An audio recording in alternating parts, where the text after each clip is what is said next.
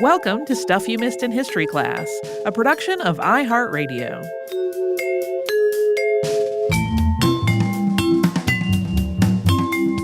Hello and happy Friday. I'm Tracy V. Wilson. And I'm Holly Fry. We spent the whole week talking about Horace Walpole. We sure did.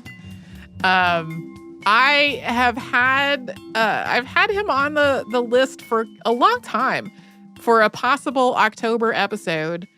And it was one of those things where I had kind of written him on the list, but not really looked much into what it would actually involve. Because as I said in the episode, I read The Castle of Otranto in college in a class that I took that was called Discourses in Terror. It was an elective literature class specifically about Gothic novels. So we read Castle of Otranto, Mysteries of Udolpho, Frankenstein, Dracula.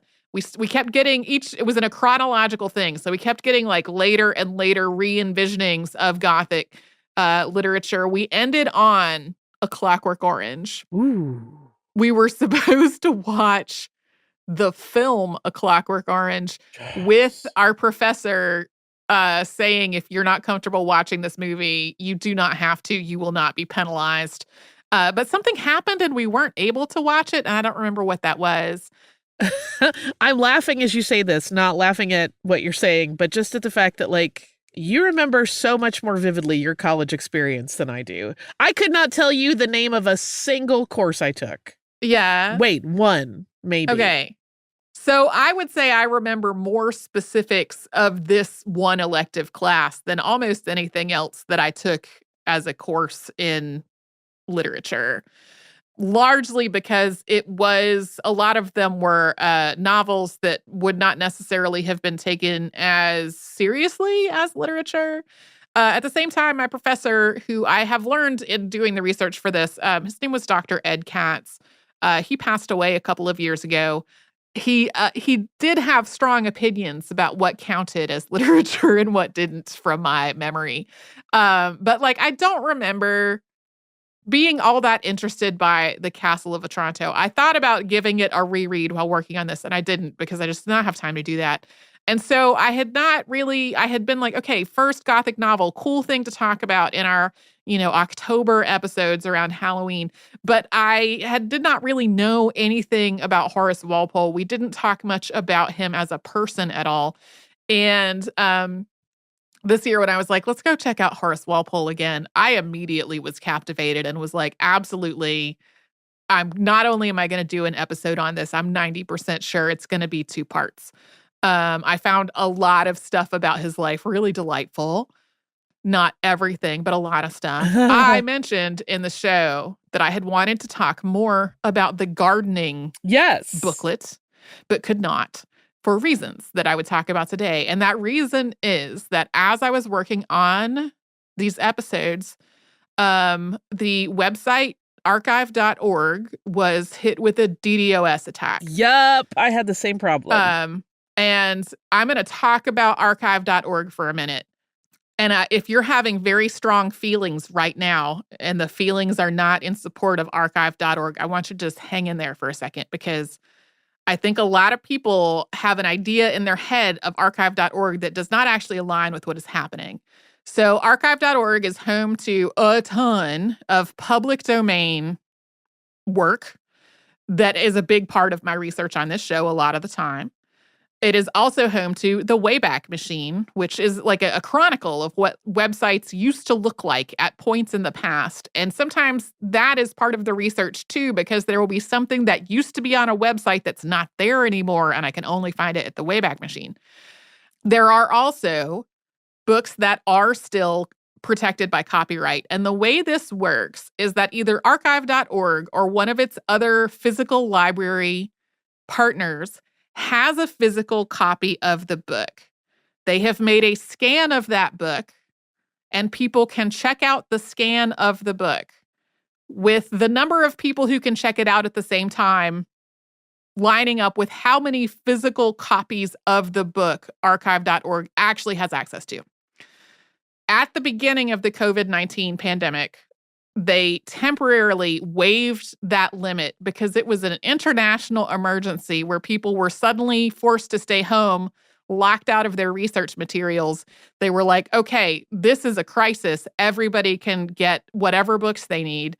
And some people absolutely freaked out about it. And there was a big dogpiling of people who sort of took the idea of archive.org is pirating the entire planet and made it a talking point. And people kind of glommed onto that talking point without actually looking deeper into it. It fed into a lawsuit by publishers who were angry that archive.org had like scanned their work. That period of releasing all of the limits on how many people could have a book at the same time, that only lasted for like 12 weeks. Archive.org rolled that back. And for years since then, it has been, if archive.org has one copy of a book, one person can look at the digital copy at a time. There is, for sure, a whole legal argument to be made about whether that is acceptable in terms of copyright law. But there's a perception that archive.org is just like freely scanning and throwing people's books into a giant website that anybody can access freely at all times with no restrictions. And that's really not what's happening. So yeah, DDoS attack on archive.org. While I was working on this, I fortunately had already done most of the research and the reading on things that involved public domain biographies of Horace Walpole, a lot of his written work also at archive.org. I had already gotten a lot of that. Something I had not gotten yet that I had bookmarked was the gardening essay. And I had not had a chance to look at it yet. It's possible that some other digital resource also has the gardening essay, but I could not find it in time to like get this episode done. I don't want to get into the details of like what prompted this attack on archive.org, like what prompted somebody to carry out this DDoS attack, because honestly, I have heard multiple contradictory explanations about it, and I don't know which one is correct. And also, we are recording this on the 11th of October, and this episode of the show is not going to come out until the 25th, which is in 2 weeks. And so who knows what we will know about this DDoS attack by that point. Whatever we would be saying now will probably be very old news. Anyway, archive.org has been so important to my work on this show. Yeah. 90% of what I get there is scans of public domain stuff. The other 10% overwhelmingly is some incredibly obscure, still protected by copyright, but also out of print book. Yeah. Which I cannot find at any other library, with those including 2 different public library systems. The Boston Athenaeum, which I am a member of and is a private library, and Harvard, which I have access to. And I'm like, sometimes archive.org is a place that has a book that's not in any of those collections. Anyway, I have very strong feelings about archive.org. I think it is a critical and important service, and I wish that one thing that was done in a time of international crisis of the early pandemic had not then become a weird talking point of misinformation. Yeah. Yeah. Do you want to talk more about Horace Walpole? Let's talk more about Horace Walpole. He fascinates me. Yeah. Because he is not, specifically his travels with Thomas Gray, because Horace Walpole is not the person, based on everything we know up to that point, that I would think would be a party boy, but he was. Like, he was like, yeah, let's go to balls. Let's go dance and hang out all the time, which sounds super fun to me.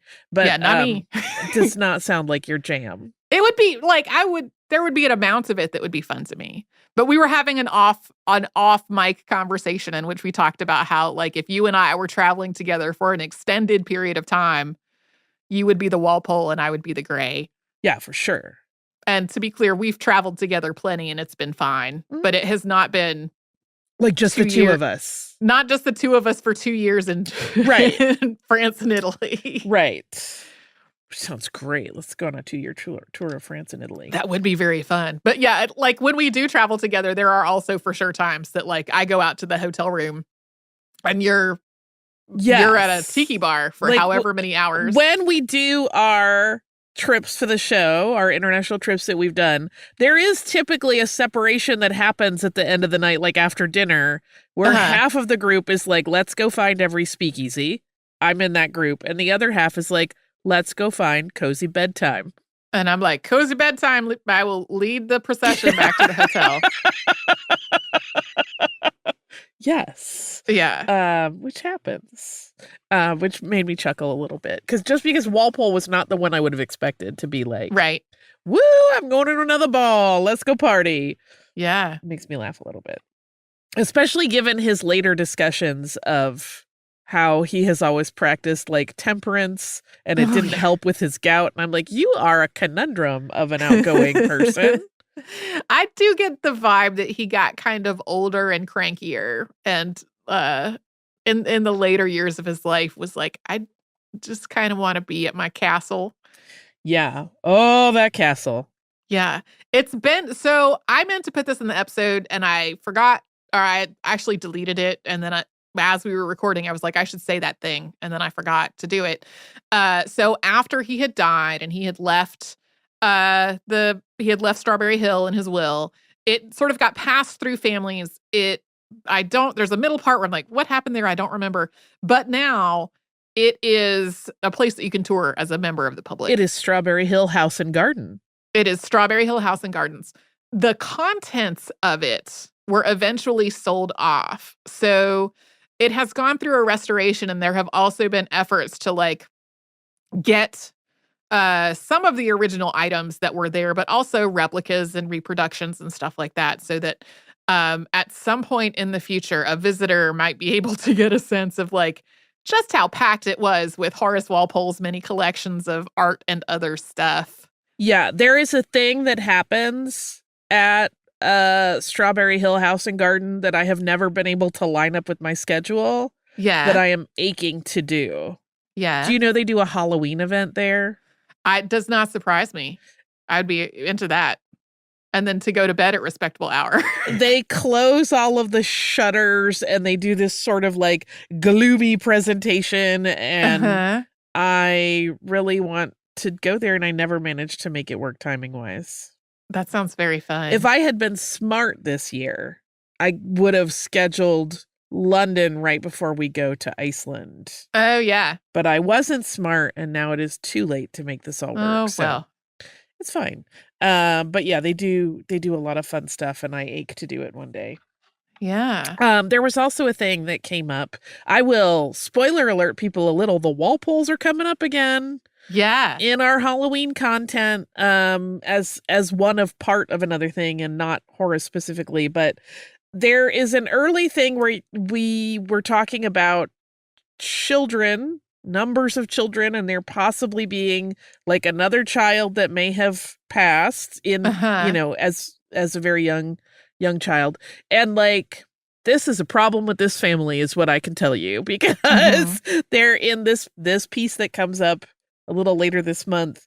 There is a discussion of one person who marries a Walpole and him having had X number of children with his first wife, and then a Y number with his second wife, and the X and Y are variables. I'm using algebraic variables for a reason, because they are numbered very differently depending on what source you read, even like sources that seem very official.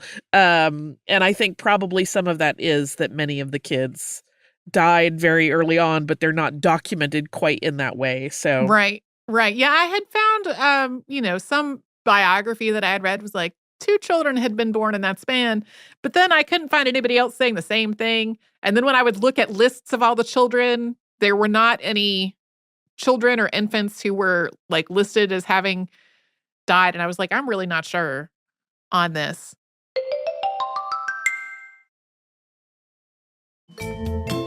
There were a few random things that came up in the notes that I did not have a great place to put into the episodes.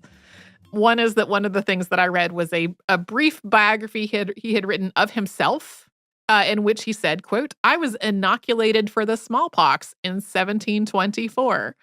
I like that he was both inoculated for the smallpox and that he thought that was an important thing to put in the fact that, like, his little biography that he had written up.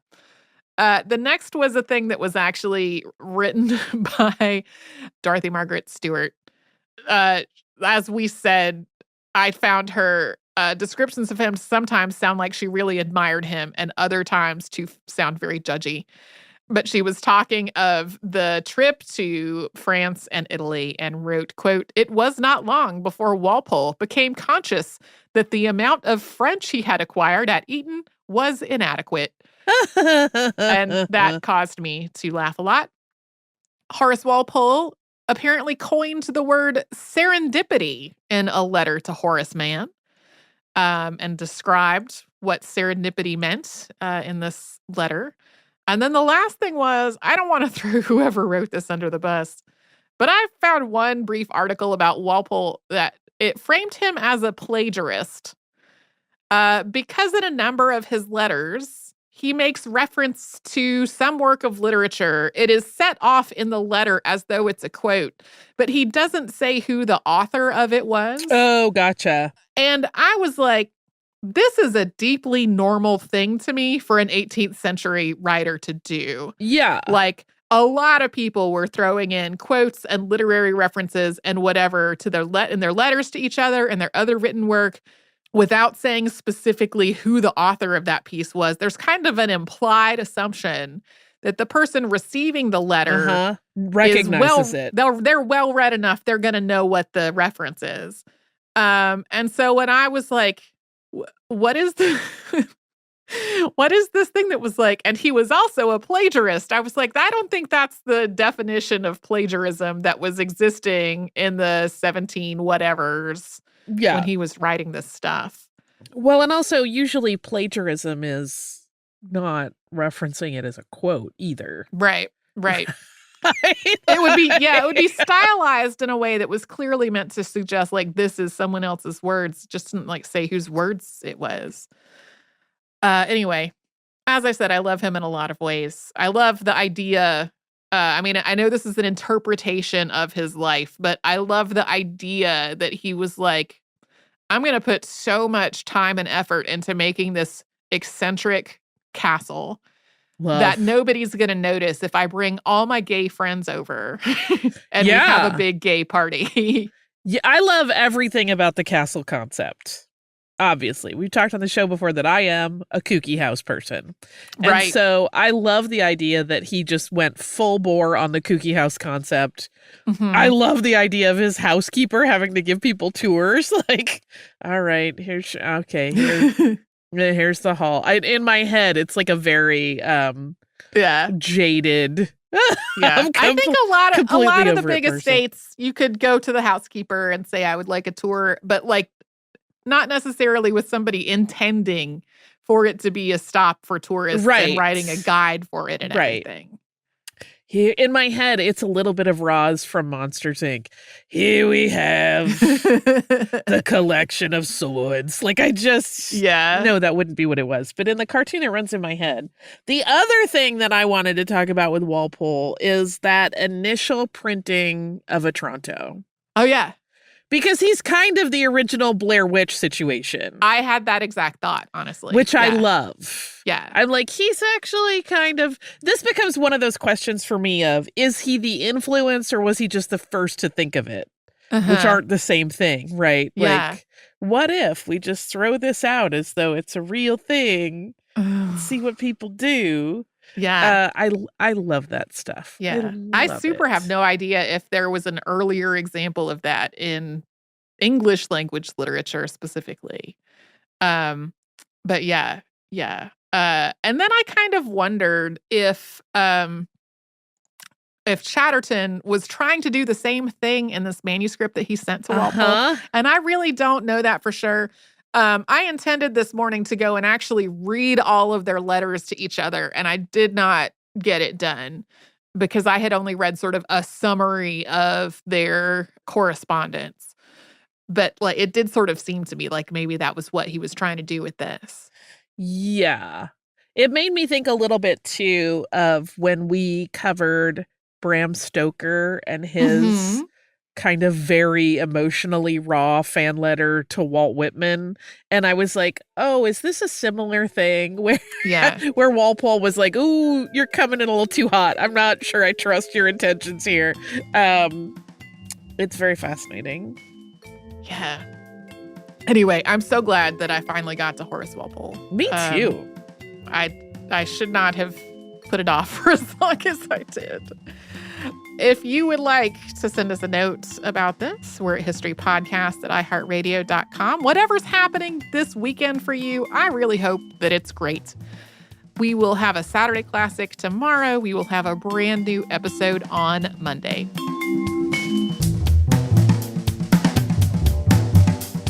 Stuff You Missed in History Class is a production of iHeartRadio. For more podcasts from iHeartRadio, visit the iHeartRadio app, Apple Podcasts, or wherever you listen to your favorite shows.